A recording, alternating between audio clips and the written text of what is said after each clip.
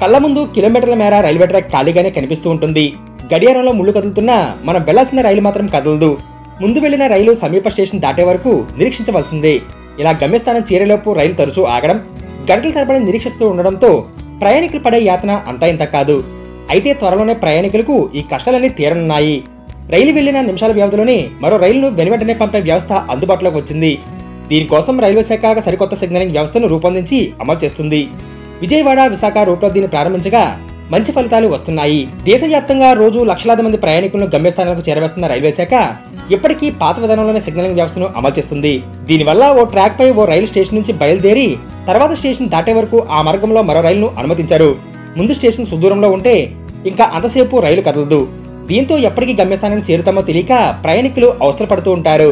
ఇలా దేశవ్యాప్తంగా పలు రూట్లలో రైళ్లు గంటల తరబడి ఆలస్యంగా నడుస్తున్నాయి. సమయపాలన పాటించడం ద్వారా ప్రయాణికుల కష్టాలు తీర్చేందుకు రైల్వే శాఖ సరికొత్త సిగ్నలింగ్ వ్యవస్థను అందుబాటులోకి తెస్తుంది.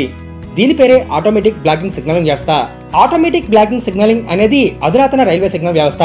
ఇది ట్రాక్లను విభాగాలుగా ఉంచడం ద్వారా ట్రాక్ పై తిరిగి వెళ్లే రైలు సంఖ్యను పెంచుతుంది. ఇక్కడ సిగ్నల్ ఆటోమేటిక్ గా సర్దుబాటు అవుతాయి.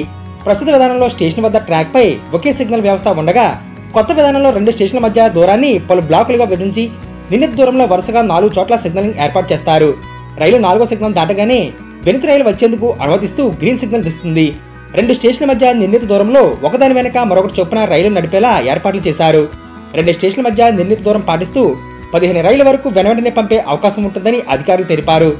ట్రాక్లపై రైలు ప్రమాదాలకి ఆస్కారం లేని రీతిలో ఈ వ్యవస్థ అద్భుతంగా పనిచేస్తున్నట్లు ప్రయోగాత్మక పరిశీలనలో తేలింది. ఫలితంగా ప్రయాణికులు గంటల తరబడి వేచి ఉండే పరిస్థితి ఇక ఉండబోదని రైల్వే అధికారులు చెబుతున్నారు. దక్షిణ మధ్య రైల్వే పరిధిలో అన్ని రైల్వే డివిజన్లోనూ ఈ అధునాతిక సిగ్నలింగ్ వ్యవస్థను శరవేగంగా రైల్వే శాఖ ఏర్పాటు చేస్తుంది. విజయవాడ, గుంటూరు, గుంతకల్లు డివిజన్లో కొత్త సిగ్నలింగ్ వ్యవస్థను అందుబాటులోకి తెచ్చే కార్యక్రమానికి శ్రీకారం చుట్టారు.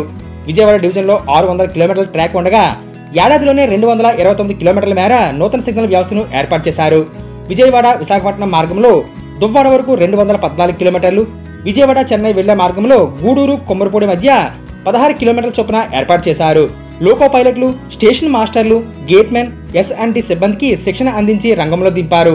విజయవాడ, విశాఖపట్నం రూట్లో సామలకోట, పిఠాపురం, గొల్లప్రోలు, రావికంపాడులో కీలక విభాగాల మధ్య ఈ విధానాన్ని ఈ నెల 23న అమలులోకి తెచ్చారు. మొత్తం 30 రైల్వే స్టేషన్లో ఈ విధానం విజయవంతంగా ప్రారంభించి అమలు చేస్తున్నారు. రాజమండ్రి, నిడదవోలు వంటి ప్రధాన జంక్షన్లో రైలు నిలుపుదల గణనీయంగా తగ్గింది. రైళ్ల సమయపాలన మెరుగుపడింది.